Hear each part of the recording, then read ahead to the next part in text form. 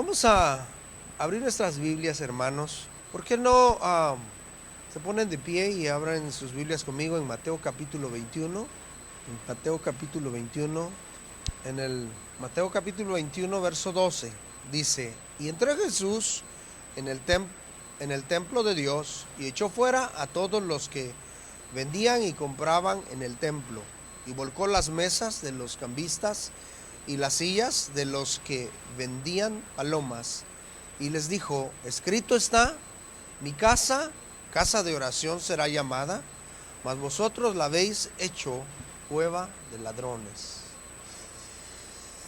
Siéntense, hermanos, por favor, y agarrémonos ahí, porque esta palabra yo creo que es algo interesante, porque Jesús la dijo. Pero quiero contarles un poquito de la historia de en el año más o menos 168 antes de Cristo. Hubo un hombre llamado Antíoco Epifanes. No sé si ustedes lo han escuchado, Antíoco Epifanes. Usted puede buscarlo, tal vez leer el historiador Josefo, lo dice en uno de sus libros, creo que es la primera edición. Ahí podemos ver la historia de este hombre. Entonces, ¿qué fue lo que sucedió? ¿Por qué quiero que veamos un poquito de este hombre? ah, ¿Por qué quiero que veamos? Porque lo que pasa que este hombre pues, era un hombre gentil, o sea, era sirio, y vino. Lo que hizo este hombre es que profanó el santo lugar. ¿Y qué es eso? ¿Cómo es eso? Que profanó el santo lugar. Lo que pasó es que en el templo santo, donde Dios había establecido que solamente había que, había que seguir los reglamentos, los sacrificios indicados, de esa manera tenían que hacerlo y hacer los sacrificios. Este hombre Antíoco, como era alguien que en realidad, dicen los historiadores, que este hombre tenía un odio así tremendo contra los judíos, contra el culto de los judíos, contra la fe de los judíos. Y este hombre dice que vino y hizo un sacrificio en el altar de bronce, o sea, donde se hacían los sacrificios al Señor. ¿Y sabe qué sacrificó? Un cerdo. Un cerdo. Si usted se pone a leer en la ley de Moisés, usted se va a dar cuenta que el cerdo es un animal inmundo. Es un animal inmundo. Entonces, era lo más vil que podía hacer alguien para pisotear lo santo. ¿Me entiende? Para pisotear lo santo. Y eso fue lo que hizo este hombre. Dice que en el lugar santísimo puso una estatua de Júpiter, uno de los dioses de los griegos. Entonces, fíjese, estaba profanando tanto el lugar pero si nos damos cuenta, si leemos, estaba yo leyendo un poco la historia ahí, que en ese entonces también los judíos estaban muy volcados hacia la idolatría. Por eso casi la mayoría de los judíos se volcaron y aceptaron en temor de lo que venía a aceptar lo que aquel estaba haciendo. Una sola familia fue la que rechazó repudió este acto que hizo este hombre Antíoco. ¿Por qué? Porque todavía conservaban un celo por la casa de Dios. Todavía conservaban ese celo. Y si ustedes leen, hay un libro por ejemplo, en las Biblias católicas, por ejemplo, una es la latinoamericana, y hay varias versiones, pero ahí traen los libros apócrifos. No sé si usted lo ha leído. Esos libros, hermanos, no son canónicos, pero sí son históricos. ¿Entiendes? Son históricos. Por ejemplo, si lee usted Macabeos, ese momento, ese es el tiempo de la historia de lo que yo le estoy mencionando. Entonces, este Macabeos fue el que se levantó con sus hermanos y un buen grupo de judíos contra este hombre. ¿Y por qué? Porque los había ofendido, porque había profanado el lugar santo. Entonces el tema de esta tarde, hermanos, es: el siervo tiene cuidado de los bienes de su señor. Oiga, el siervo tiene cuidado de los bienes de su señor. Y ahorita vamos a ir desarrollando esto. Pero entonces, ¿cuál era el fin de este hombre, de Antíoco Epifanes? ¿Cuál era el fin de él para hacer esto? El fin era que los judíos no volvieran a su religión. O sea, que el fin era quebrantar toda regla de los judíos. Por ejemplo, dice que les prohibió circuncidarse. Cuando recuerden que la circuncisión para el judío era un ritual muy importante. También les prohibió y profanó el día sábado, el día de reposo. También los obligó a sacrificar a los ídolos. Entonces, todo lo que él estaba haciendo es que estaba tratando de borrar todo. Y en toda la historia hemos visto a muchos hombres queriendo hacer eso. ¿Sí? Si usted hace un recuento, puede ver, por ejemplo, a Hitler. Hitler queriendo eliminar lo que eran los judíos. Por ejemplo, podemos ver a Amán en los tiempos de Esther, ¿sí? Y aquí estamos viendo Antíoco. Pero lo que venimos estudiando, hermanos, en Nehemías, hemos estado viendo a Tobías. ¿Se acuerdan? A Tobías. Entonces, vamos a ver el punto número 1 de esta tarde. Y vamos a ver ahí donde nos quedamos. Y es el punto número 1 es la reacción ante la profanación del templo. La reacción ante la profanación del templo. Entonces, si nosotros nos damos cuenta, pues cómo Jesús reaccionó ante la profanación del templo. Fíjese, se llenó de celo al ver lo que estaban haciendo estos hombres. Entonces, si usted va otra vez a Nehemías, ahí donde estábamos viendo, Nehemías capítulo 13, donde vimos la semana pasada, 13, verso 6, dice: mas a todo esto yo no estaba en Jerusalén, porque en el año 32 de Artajerjes, rey de Babilonia, fui al rey, y al cabo de algunos días pedí permiso al rey para volver a Jerusalén, y entonces supe del mal que había hecho Eliasib por consideración a Tobías, haciendo para él una cámara en los atrios de la casa de Dios. Y me dolió en gran manera. Fíjese, y me dolió en gran manera. Entonces, cuando podemos ver acá lo que estaba sucediendo al retorno de Nehemías a Jerusalén, llega, hermanos, la Biblia no dice cuánto tiempo se ausentó, pero lo tremendo es que en ese tiempo que él se ausentó, mire que este hombre, el sacerdote, emparentó con Tobías. Y lo más tremendo es de que el lugar santísimo lo profanó. Le hizo una gran recámara, o sea, una gran cámara, dice ahí, que sacó las ofrendas, sacó los diezmos, sacó lo que le pertenecía a los levitas de ese lugar y metió a su Tobías. Lo metió ahí para que habitara tranquilo. Entonces, aquí a Eliasib, hermanos, que era el sacerdote, no tenía ningún celo por la casa de Dios. No tenía ningún celo por el templo. Según la Biblia, el apóstol Pablo a los Corintios, ¿qué es lo que dice? ¿Quién es el templo ahora? ¿Quién?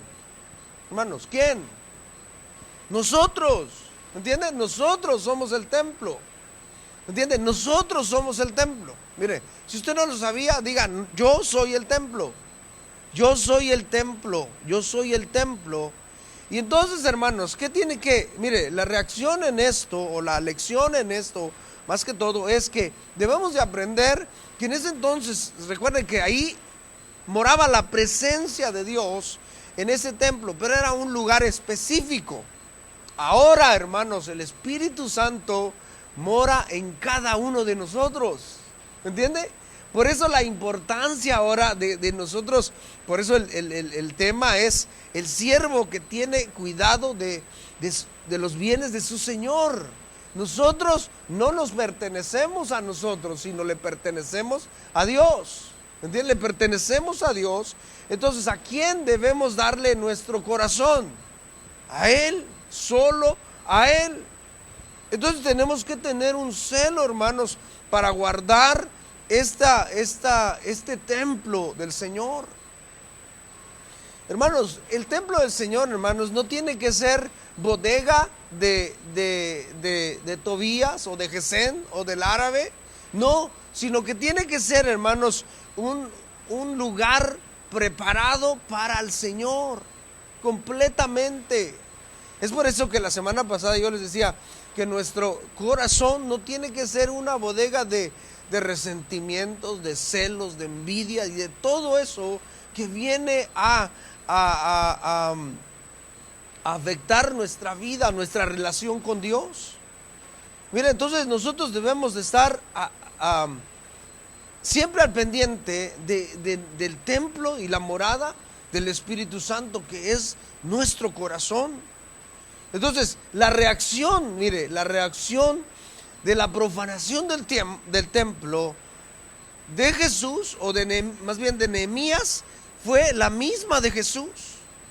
Fue la misma.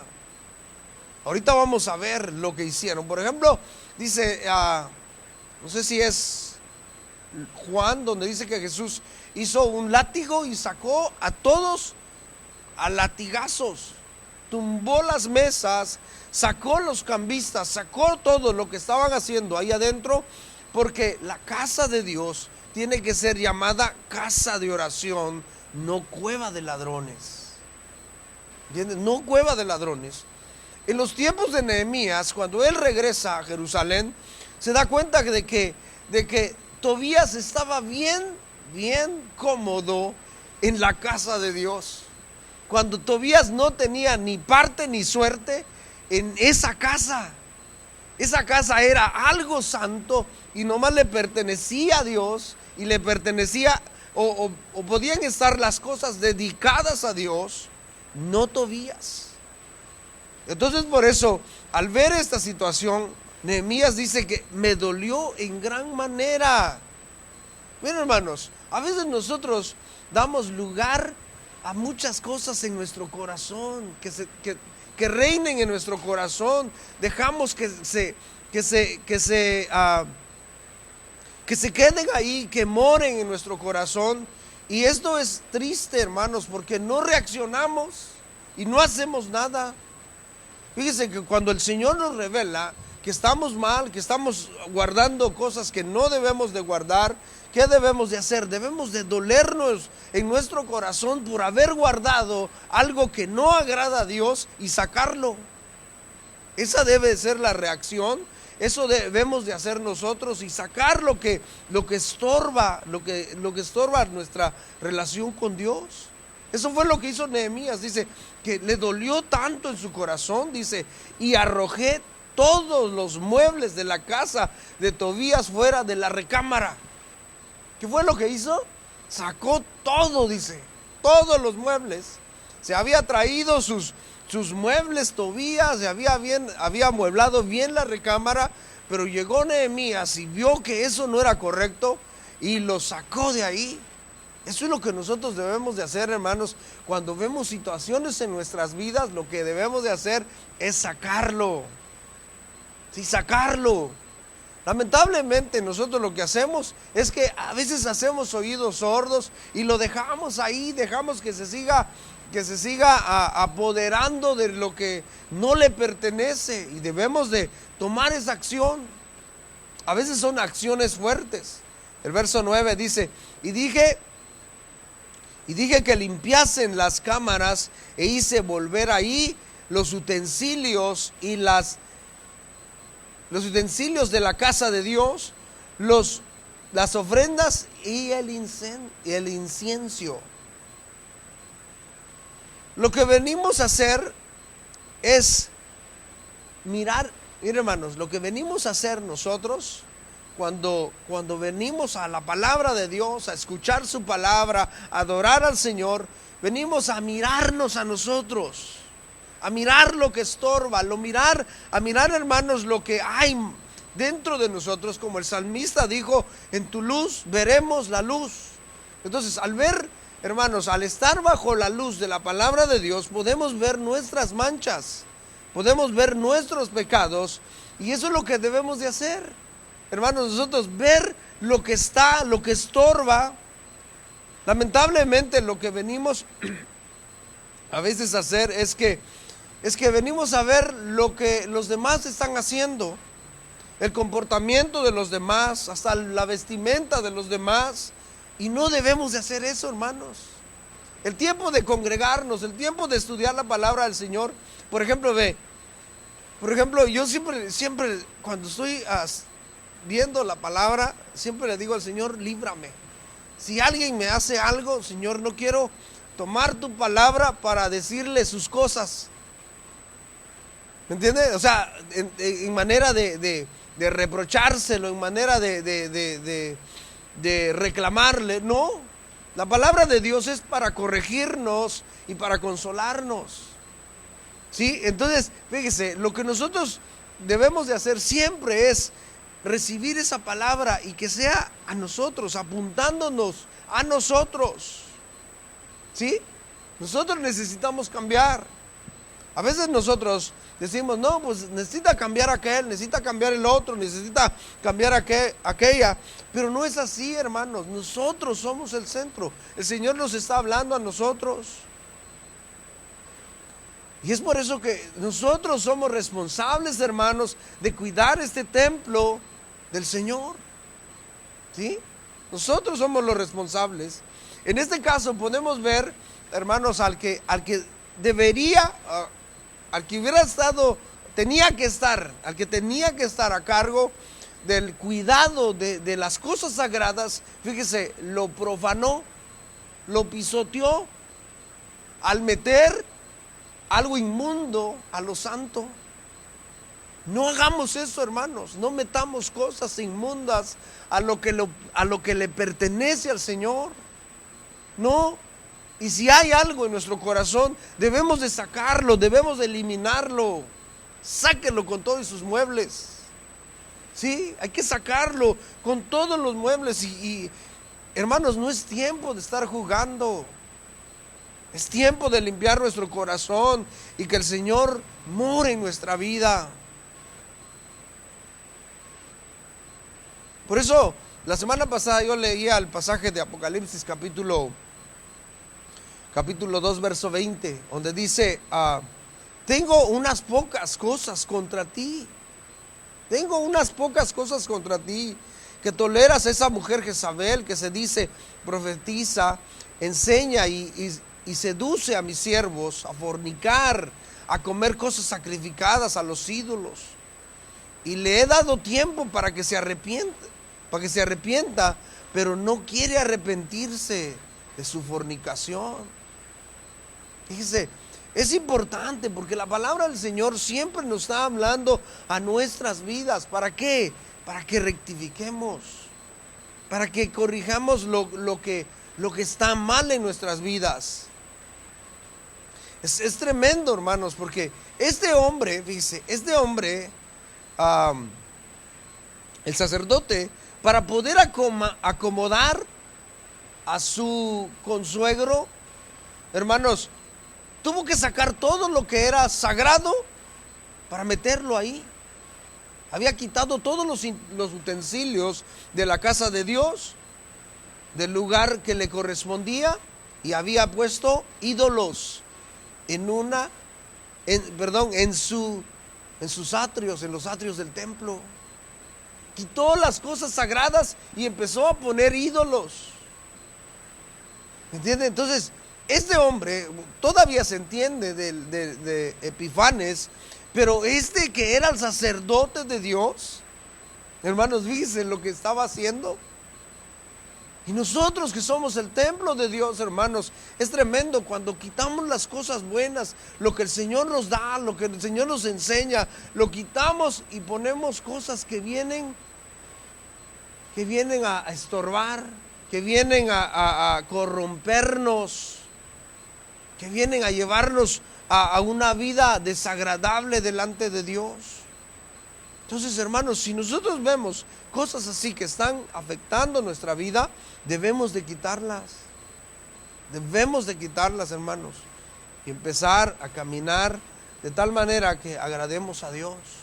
Nehemías vino y dice que sacó todo, sacó los muebles, los sacó completamente. A lo mejor dijeron, qué hombre tan grosero. Aquellos que simpatizaban con Tobías, pues sí, dijeron, qué hombre tan grosero. A usted le puede decir, qué muy religioso, pero no importa. Si así le dicen, porque usted agrada a Dios, bendito Dios. ¿Sí? Pero no que por nuestra causa el nombre del Señor sea blasfemado. ¿Por qué? Porque la casa del Señor será llamada casa de oración y no cueva de ladrones. Y no cueva de ladrones. Porque a veces así la hacemos. Mire, hermanos, nuestro corazón lo hacemos una cueva de ladrones y no casa de oración. Y nuestro corazón, hermanos, le pertenece a Él, porque es el templo de Dios.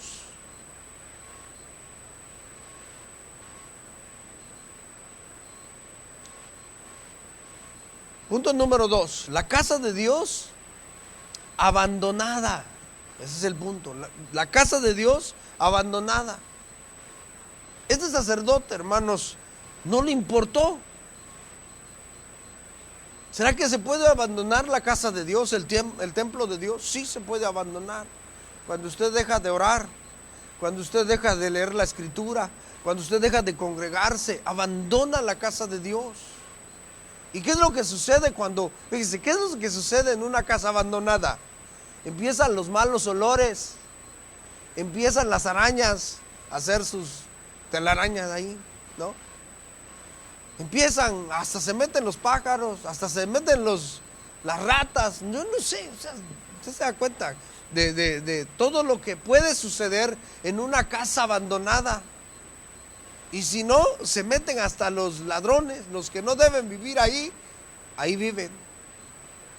Entonces, fíjese, cuando nosotros dejamos estos ejercicios espirituales, hermanos, estamos abandonando la casa de Dios. Y es por eso que somos tan vulnerables, hermanos, a ser formados al sistema del mundo. Somos tan blanditos, hermanos. Nomás nos cae el molde del mundo y ya tenemos la forma del mundo. Y es por eso que ya no hay ninguna diferencia entre la mente de un cristiano y la mente de un inconverso. Es por eso. ¿Pero por qué? Porque se abandonó el templo, se abandonó la casa de Dios. Estos hombres, hermanos, fíjense, los levitas, los que tenían que estar ahí en el templo, tuvieron que huir, se fueron, porque el sacerdote, mire lo que hizo, pues. Abandonó la casa. Él era el responsable de poner el orden ahí en la iglesia, ahí en el templo, pero no lo hizo. No lo hizo. Entonces, ¿qué tuvieron que hacer los levitas? Huir. Verso 10 dice, encontré asimismo que las porciones para los levitas no se les habían sido dadas, y que los levitas y cantores que hacían el servicio habían huido cada uno a su heredad. Entonces reprendí a los oficiales y dije, ¿por qué está la casa de Dios abandonada? ¿Por qué? y los reuní y los puse en sus puestos. Entonces fíjense, hermanos, ¿por qué? Dice Nehemías, ¿por qué está la casa de Dios abandonada y bien habitada por Tobías? Y por donde quiera que entres hay ídolos. ¿Por qué? ¿Por qué? ¿Por qué está tu vida así? ¿Por qué está tu vida de esa manera? ¿Por qué? Porque has abandonado el templo de Dios. Porque no te has alimentado espiritualmente. Hemos dicho siempre de que no se trata de asistir a un servicio o leer un pasaje de la Escritura o hermanos oren por mí. No se trata de eso. Sí, porque a veces las personas creen que hay oraciones mágicas, que hay sermones mágicos, que hay pasajes de la Biblia mágicos. No. ¿Entienden? No es así. Como yo les contaba una vez de una persona de que tenía el Salmo 91 ahí en su Biblia, la Biblia abierta, y creía que por eso su casa iba a ser guardada. A eso se le llama superstición. Superstición. ¿Sí? Pero hermanos, es que lo que debemos de hacer nosotros es cuidar del templo de Dios. Cuidar del templo de Dios cada día. Tenemos esa responsabilidad. Como el apóstol Pablo le dijo a Timoteo, aviva el fuego del don de Dios que está en ti. ¿Se da cuenta que es una responsabilidad? Aviva el fuego. Y ese avivar el fuego, hermanos, es acercarse más a Dios, conocerle por medio de su palabra, estar en oración, hermanos, en esos ejercicios espirituales.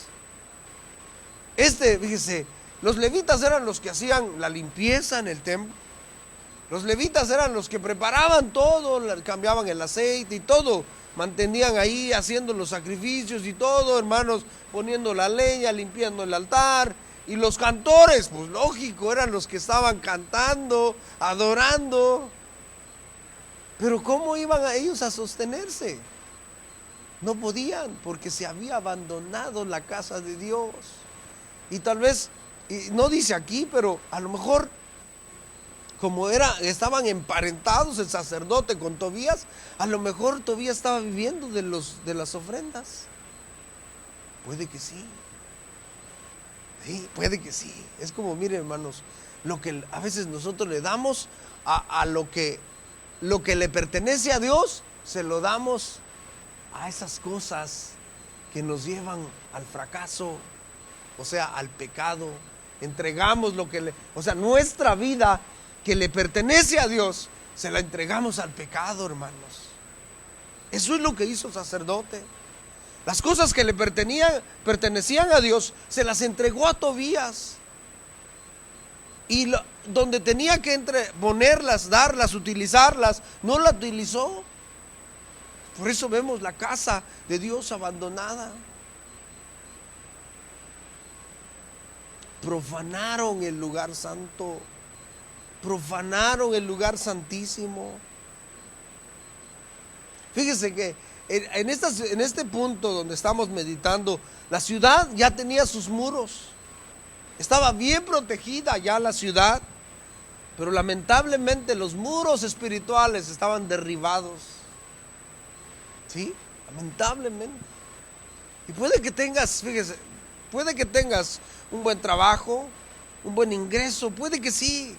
Puede que tengas un buen estudio, puede que tengas una buena posición, pero si tus muros espirituales, que si has descuidado el templo de Dios, estás en fracaso, estás en ruina, estás en ruina. Entonces, ¿qué debes de hacer ahí? La solución es fácil otra vez. Paraos por los caminos y preguntad por las sendas antiguas, ¿cuál es el buen camino? Sí, preguntad cuál es el buen camino. Vuelve otra vez a estos ejercicios espirituales, a leer la palabra, a avivar ese fuego. Vuelve a tu primer amor. El mensaje a la iglesia de Éfeso en Apocalipsis le dice: tengo una cosa contra ti. tú eres bien esforzado, bien trabajador. A los que se dicen ser profetas, nombres los descubres. Dice, pero una cosa tengo contra ti.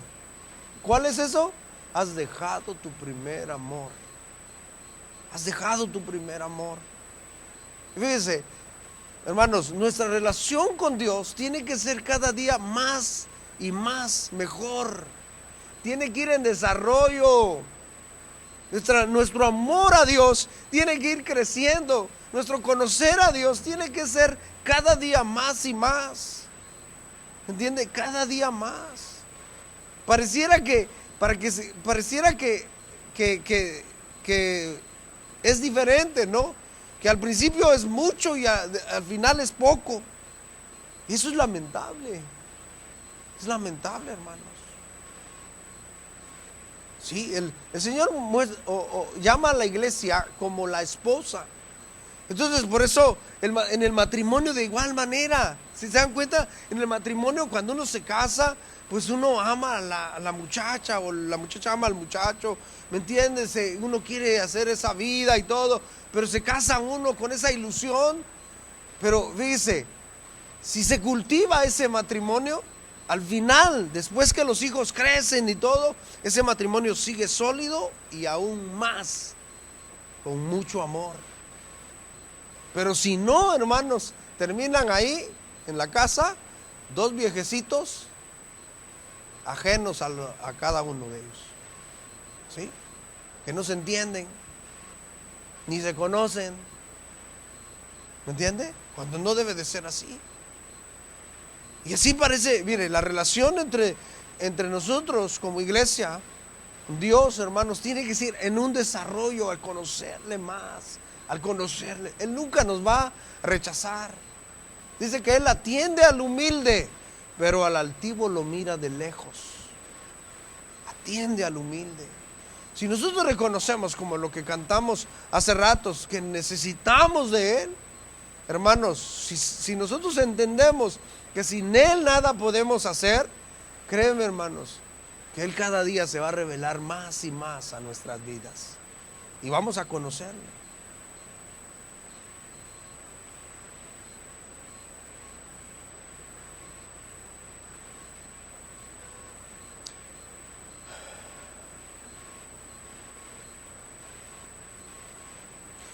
Punto número 3. Aquí podemos ver a Nehemías ordenando lo sagrado, pero ese es el punto, ordenando lo sagrado.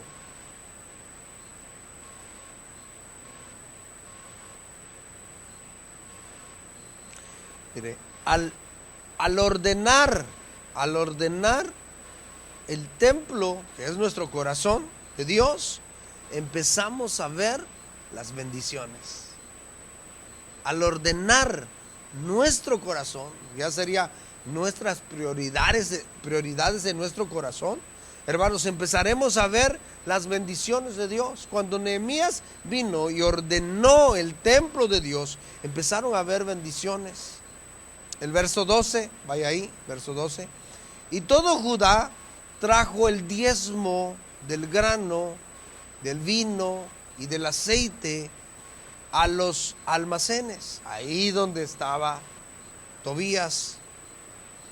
Y puse, dice, por mayordomos de ellos a sacerdote Selemías y al escriba Sadoc, y de los levitas a Pedaías, y al siervo de ellos a Anán, hijo de Zacur, hijo de Matatías, porque eran tenidos por fieles y ellos tenían que repartir a sus hermanos. La oración de Nehemías en el verso 14 dice: acuérdate de mí, oh Dios, en orden a esto, y no borres mis misericordias que hice en la casa de mi Dios y en sus siervos. Entonces, cuando vemos que se empieza a organizar lo sagrado, hermanos, vemos las bendiciones. El pueblo correspondió, el pueblo empezó a traer los los diezmos, dice, del grano, del vino, del aceite, a los almacenes. Entonces empezó otra vez la casa de Dios a funcionar. ¿Entienden? Cuando nosotros empezamos a organizar nuestra vida, a limpiar nuestro corazón, hermanos, y a organizarla, empezamos a ver las bendiciones del Señor.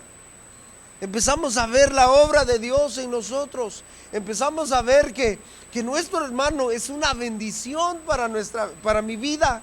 ¿Entienden? Cuando empezamos a organizar nuestra vida. Pero fíjense, hermanos, que cuando nuestra vida es un desorden, creemos que todos están en desorden menos nosotros. ¿Sí? Creemos que todos están en desorden menos nosotros.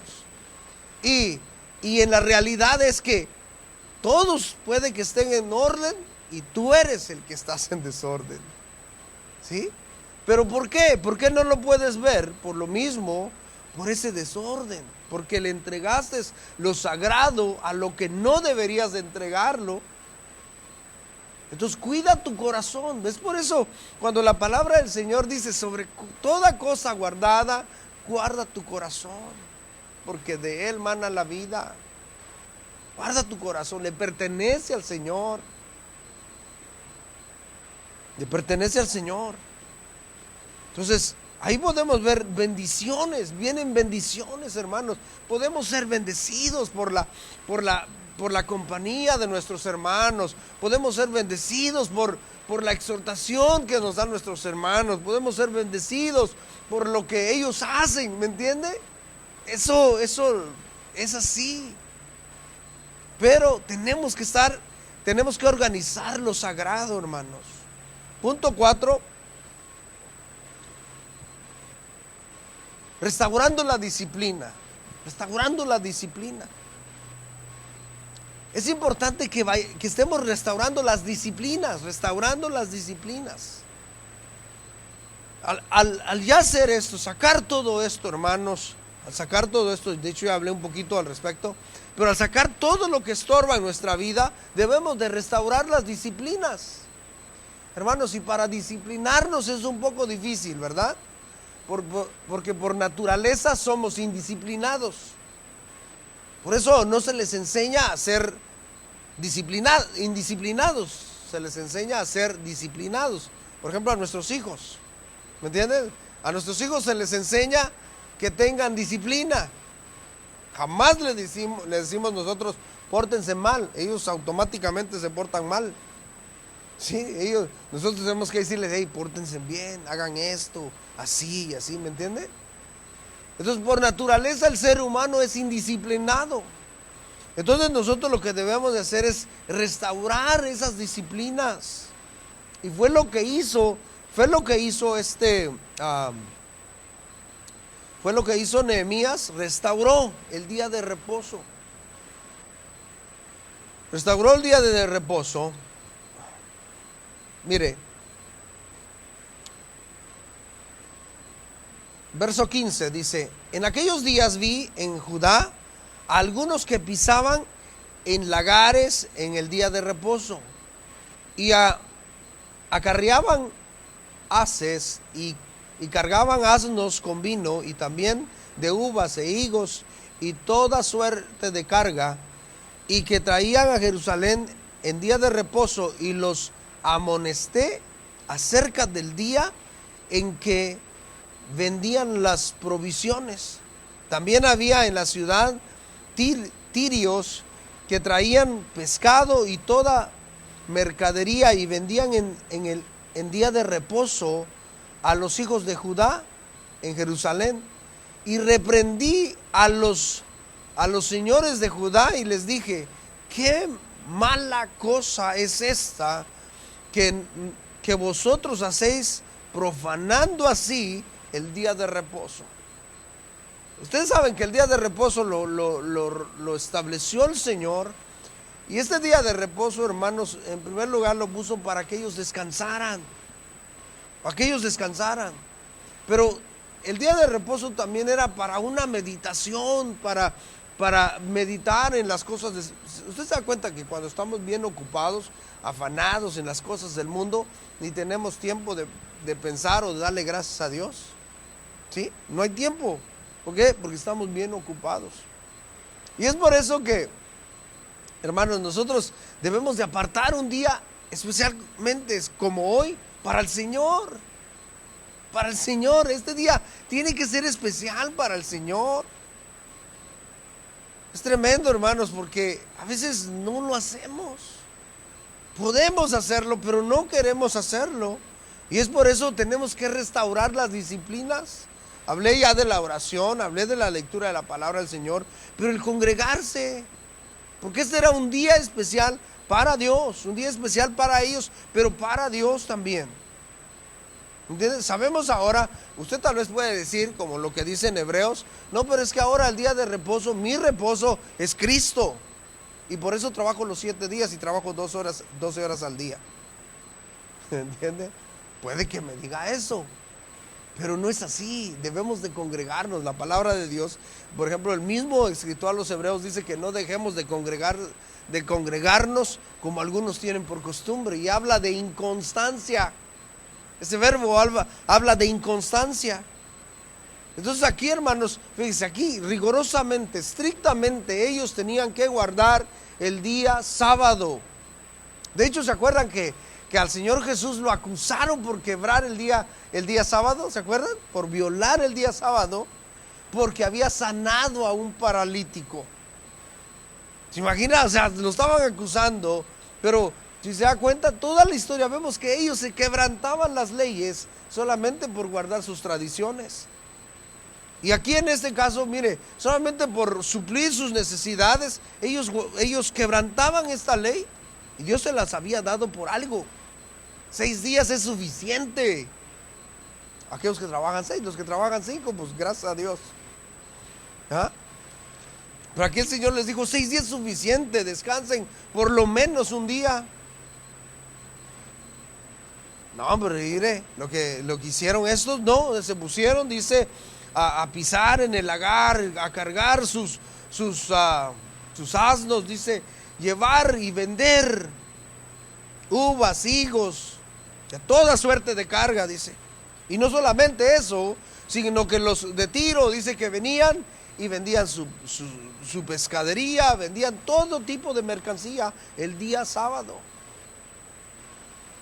Pero siempre, hermanos, aquí el Nehemías exhortando y corrigiendo todas estas situaciones, todos estos toda esta deficiencia en el pueblo de Israel, hermanos. Pero todo lo que él estaba haciendo, hermanos, era corregir para su bienestar.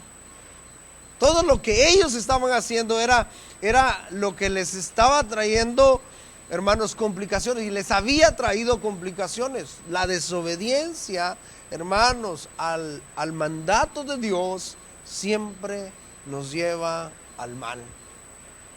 La desobediencia al mandato de Dios siempre nos lleva al fracaso. Ellos lo sabían muy bien.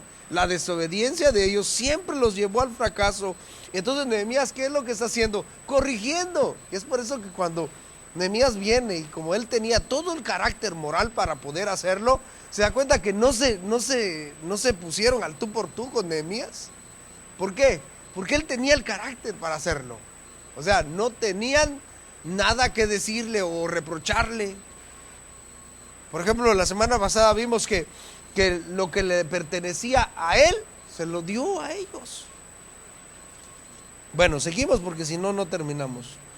Entonces, vimos que entonces él viene y restauró esto.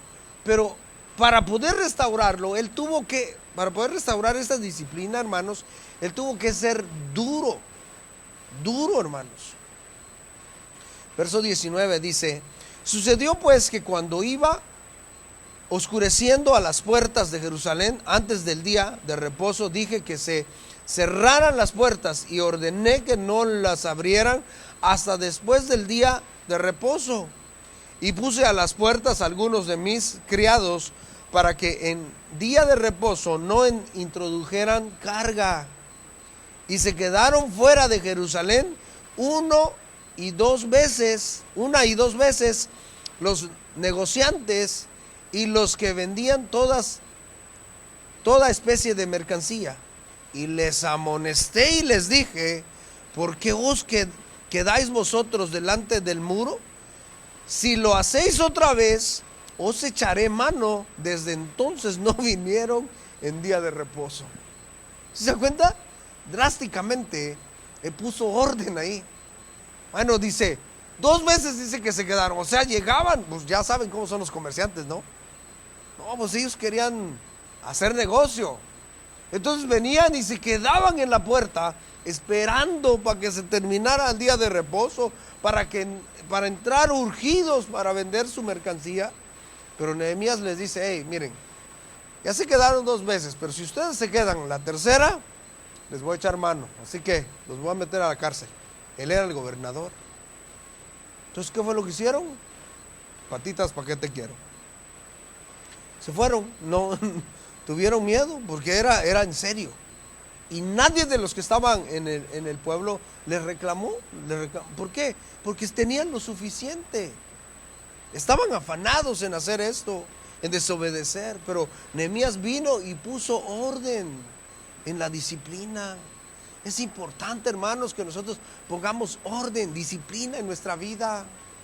Mire, este día para congregarnos, que sea una ley para nuestra vida. Que sea ley para nuestra vida, para que nos congreguemos. Último punto. Podemos ver la indignación. La indignación. En este periodo, hermanos, que Nehemías no estuvo, fue tremendo porque sucedieron muchas cosas. Y él tuvo que venir otra vez a poner orden. Verso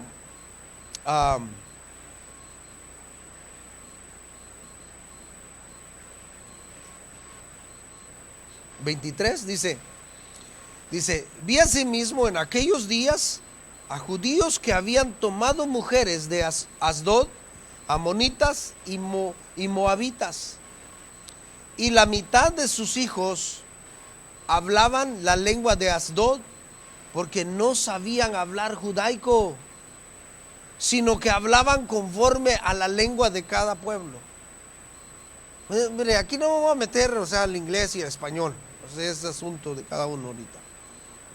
Aunque deberíamos, pero no. Pero aquí fíjese, como lo estamos aplicando a nuestra vida espiritual, hermanos, es importante esto, fíjese. Es importante.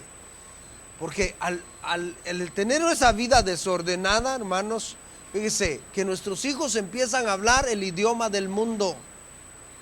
¿Cuál es el idioma del mundo? Las prácticas del mundo, pues. Desde las prácticas del mundo.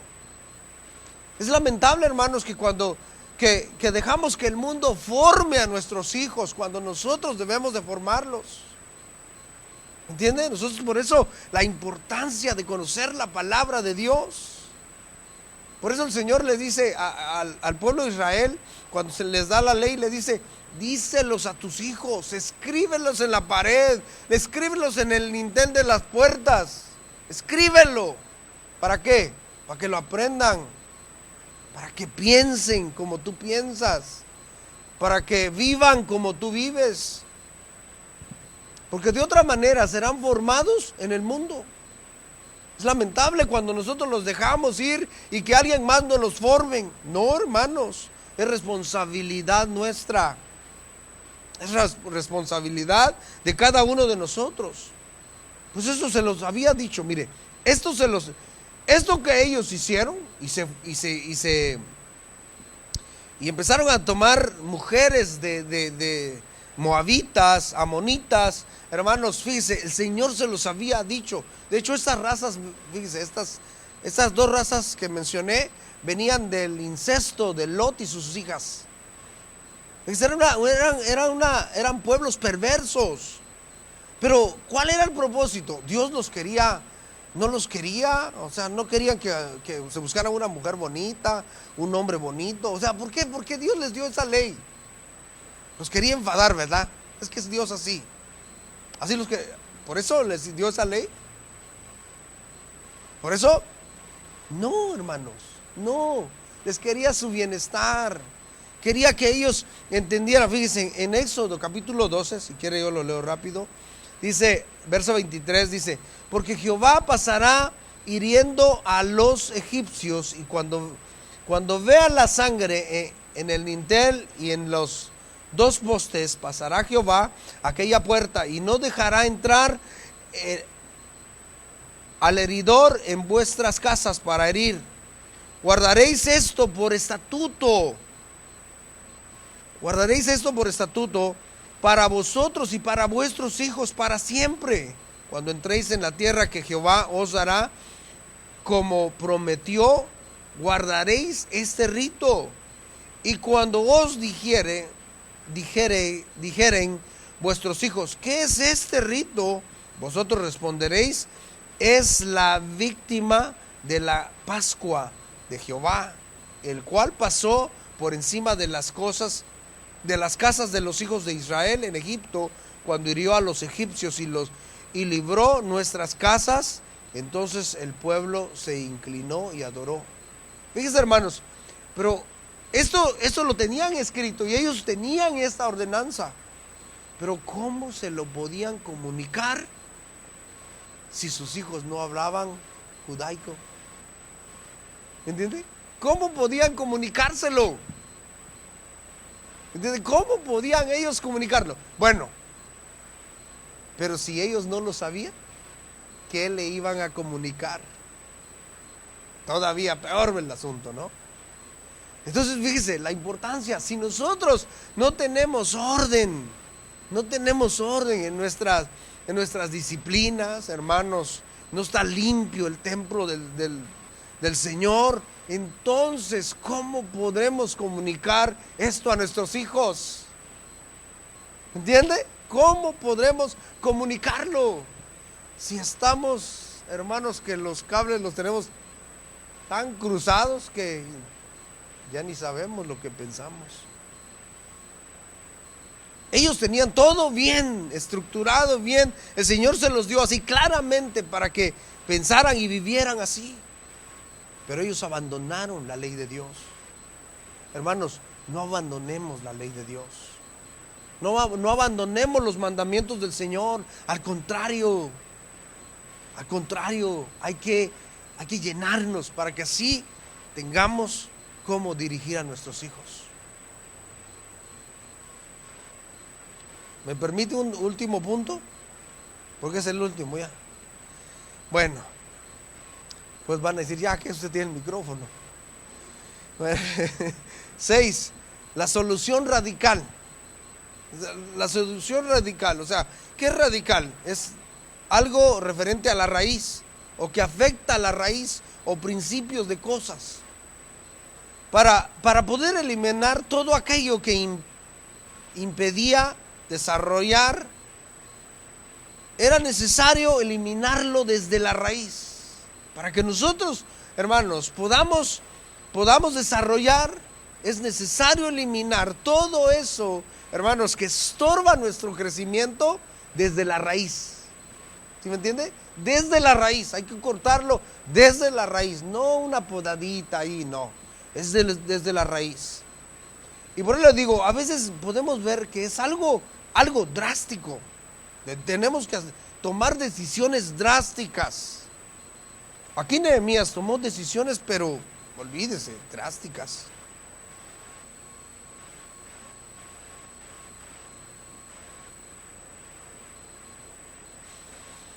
Éxodo capítulo 34, verso 15 dice, por tanto, no harás alianza con los moradores de aquella tierra.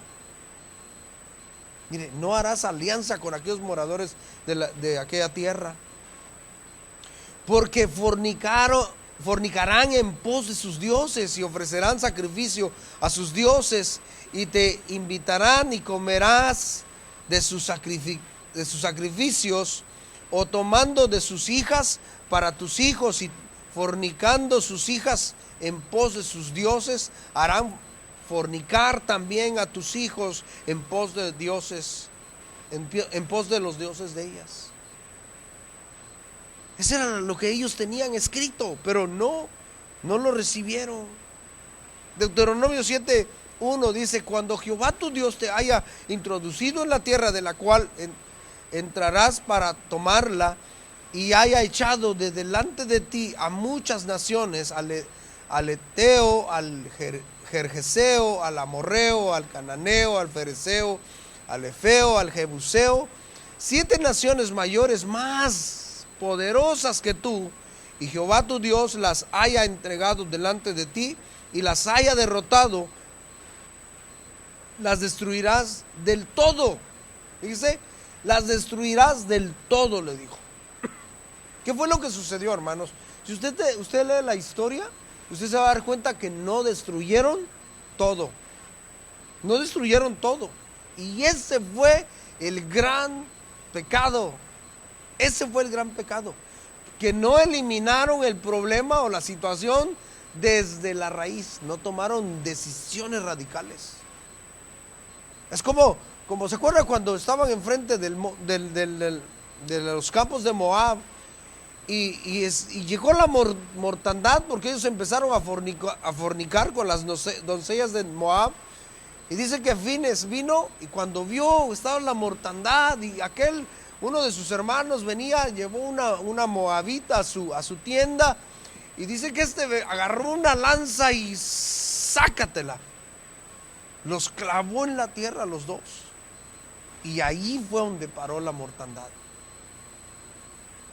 ¿Entiende? Allí, o sea, son decisiones, hermanos, radicales. Son decisiones radicales. Y por eso ahí en Esdras, en el capítulo 10, verso 1, usted se va a dar cuenta.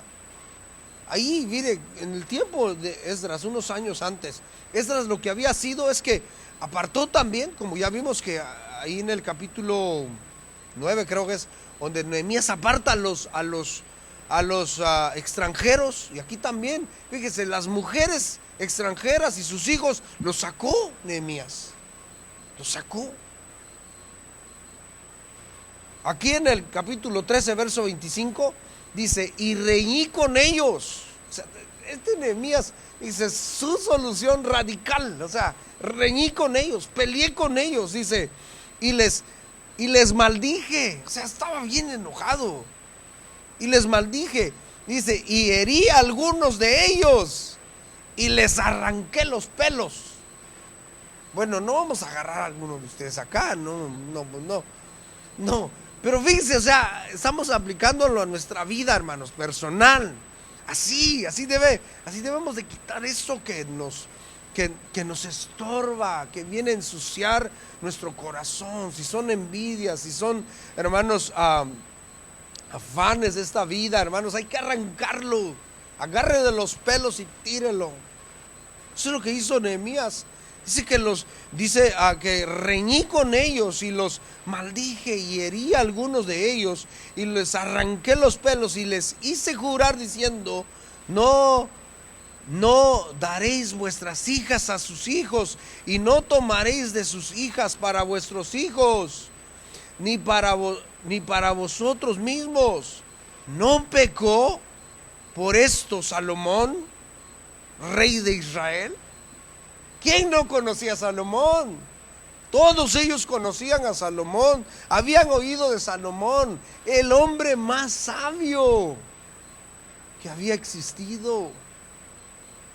¿Y qué fue lo que sucedió, hermanos? Pecó. ¿Por qué? Porque fue y agarró mujeres paganas, mujeres de otros pueblos, se casó con una egipcia, para empezar. ¿Sí? Entonces eso le está recordando Nehemías. Dice, ¿no pecó por esto Salomón, rey de Israel? Bien que en muchas naciones no hubo rey como él, que era amado de su Dios, y Dios lo había puesto por rey sobre todo Israel. Aún a él le hicieron pecar las mujeres extranjeras, ahora será ustedes. Eso fue lo que les dijo. Aún a él. Dices, hermanos, entonces eso es lo que debemos de hacer nosotros. Entender, hermanos, que el pecado jamás nos hará bien. Jamás nos hará bien. Al contrario, nos va a llevar a la ruina, Siempre el pecado es muerte, la paga del pecado es muerte, mas la dádiva de Dios es vida eterna. Vamos a orar. Señor, te damos gracias, Padre, por tu palabra preciosa. Te damos gracias, amado Jesús. Te damos gracias. Gracias por tu palabra preciosa, Señor, en esta tarde. Ayúdanos a entender, Señor, que debemos de cuidar, Señor amado, todos tus bienes, y que debemos de ser buenos administradores, Señor. Que no profanemos tu santo templo, Señor. Ayúdanos. Y que cada día nos limpiemos más y vayamos desarrollando, creciendo, avanzando, Señor. Guíanos cada momento. En nombre de Jesús. Te lo pedimos. Que esta palabra, Señor, haya quedado en el corazón de cada uno de mis hermanos. Que seamos oidores y hacedores de tu palabra. Gracias, Señor. Gracias. Lleva en paz a mis hermanos hasta sus hogares. Guárdalos y líbralos de todo mal. En el nombre de Jesús. Amén. Gloria a Dios. Gloria al Señor. Amén. Bendiciones a todos, hermanos. Adelante. Pongamos por obra la palabra del Señor. Sigamos meditando. Ese libro de Nehemías nos enseña muchísimo. Léanlo acompañado con Esdras y tal vez Esther. De esa manera vamos a ir aprendiendo mucho más de la palabra del Señor. Amén. Bueno, bendiciones a todos. Les amamos en el Señor.